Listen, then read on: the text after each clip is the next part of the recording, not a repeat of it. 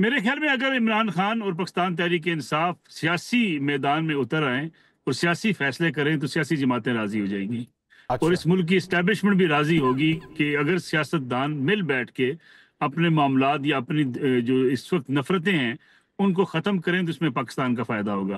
آپ اچھا نے میثاق جمہوریت کی بات کی، اس میں ٹھیک ہے، دو چار واقعات ایسے ہوئے جو نہیں ہونے چاہیے تھے، لیکن مجموعی طور پہ پاکستان کی سیاست کو فائدہ پہنچا۔ سر میرا وہ دو سیاسی جماعتیں جو ملک صاحب دوسرے کے خلاف ملک صاحب سمپل ایک پوائنٹ ہے کہ ابھی تھوڑی دیر پہلے حماد صاحب جو اگزامپل دے رہے تھے کہ جب دو ملے،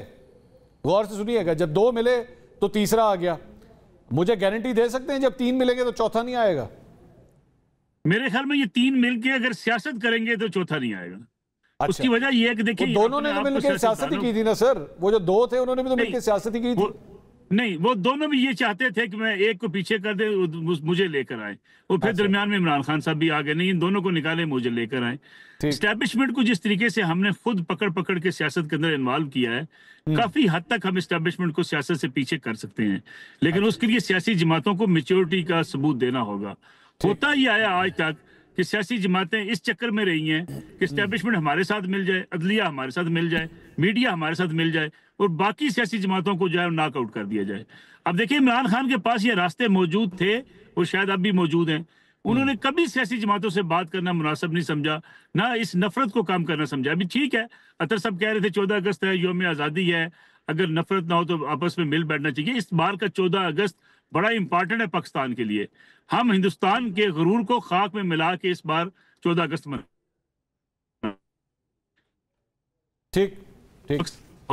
کے جذبات زیادہ ہیں، اور سیاسی جماعتوں کا کام ہوتا ہے وطن سے محبت، وطن کے دفاع، وطن کی قومی سلامتی کے لیے جب کوئی ایسا موقع ہے تو ایسی آواز اٹھائیں کہ نہیں، لیکن ملک صاحب ان کا اطہر صاحب کا جو پوائنٹ تھا وہ یہ تھا،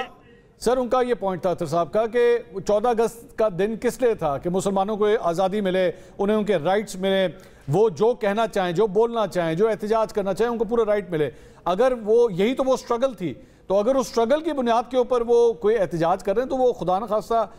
اسلامک ریپبلک آف پاکستان کے خلاف تو احتجاج نہیں کر رہے۔ سوال یہ ہے کہ اتنے سالوں میں اتنے سال گزر گئے، گورننس کا ماڈل بہتر نہیں ہوا، آزادی اظہار رائے کے اوپر قدغن لگتی رہی، اگر جن بنیادی انسانی حقوق کی بات ہم کر رہے ہیں وہ اگر کہیں چھینے جاتے ہیں، ذمہ دار کون ہے؟ کیا یہ حکمران ذمہ دار نہیں ہے؟ کیا یہ ماضی کی سیاسی جماعتیں جو اقتدار میں رہی ہیں یہ ذمہ دار نہیں ہے؟ رسپانسبل میں اور اطہر صاحب یہ آپ تو نہیں ہیں؟ انہی کا بویا ہوا بیج ہے جو ہم آج کاٹ رہے ہیں، نفرتیں انہوں نے پیدا کی، لڑائیاں انہوں نے پیدا کی۔ اگر عدلیہ کو ساتھ ملانے کی بات آج کی جا رہی ہے تو ثاقب نثار صاحب کو ساتھ عمران خان صاحب ملا رہے تھے، آج 26ویں ترمیم کے بعد ہم کہتے ہیں عدلیہ کے بالکل جو ہے وہ نکارہ کر دی گئی ہے، تو اس وقت نکارہ نہیں کر دی گئی تھی جب جسٹس فائزی صاحب کو پکڑ کے کٹہرے میں کھڑا کر دیا گیا تھا۔ یہ دیکھیں ساری غلطی جو ہے اس بات پہ ڈال دینا کہ آج کی حکومت ذمہ دار ہے اور ماضی میں جو کچھ میں نے کیا اس کو معاف کر دیا جائے، یہ دنیا میں کبھی ہوتا نہیں ہے۔ جو آپ بولتے رہے ہیں وہ آپ کو کاٹنا پڑتا ہے۔ اگر عدلیہ ہو، اگر میڈیا ہو، میڈیا کا گلا آپ گھونٹنے کے چکر میں تھے، آواز دوسری رائے آپ نہیں سننا چاہتے تھے، ایون آج آپ اپوزیشن میں بیٹھ کے بھی آپ تنقید سننا نہیں چاہتے، پی ٹی آئی کے اوپر آپ تنقید کر کے دیکھ لیں، آپ کو آگے سے وہ جوابات اور وہ گالیاں ملیں گی کہ آپ تصور بھی نہیں کر سکتے۔ یعنی جب آپ اپنے آپ کو یعنی ڈکٹیٹرشپ کے مزاج میں لے گئے ہیں، آپ اپنی رائے کے علاوہ کسی کی رائے کا احترام نہیں کرنا چاہتے، آپ اپنی سیاست جو ہے مثلا دیکھیں نا، آپ احتجاج کرنا چاہتے ہیں، آپ کو احتجاج کے لیے کہا جاتا ہے جی کہ آپ فلاں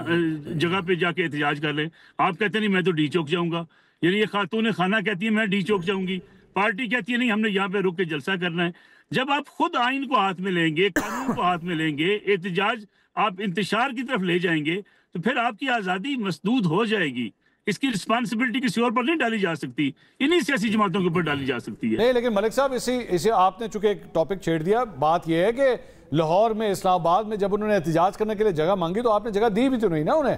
آپ نے مینار پاکستان نہیں دیا، آپ نے اسلام آباد میں انہیں جگہ مانگی ہے انہوں نے نہیں دیا، تو پھر اس کے بعد ان کے پاس کیا آپشن بچ جاتا ہے؟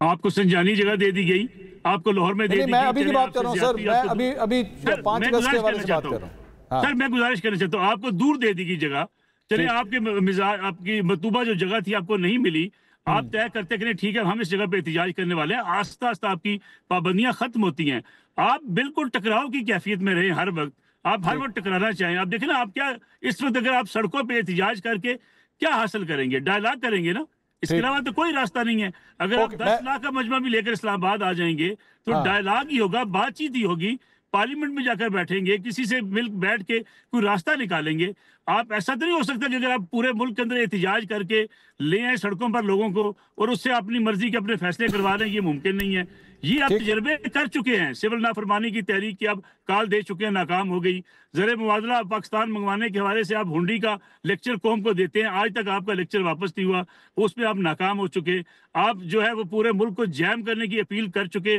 اس میں آپ ناکام ہو چکے. آپ نے کہا پورا ملک کے تمام سڑکیں بند کر دیں گے, اس میں آپ ناکام ہو چکے. اب راستہ کیا بچا ہے؟ سوائے ڈائلاگ کے آپ کے پاس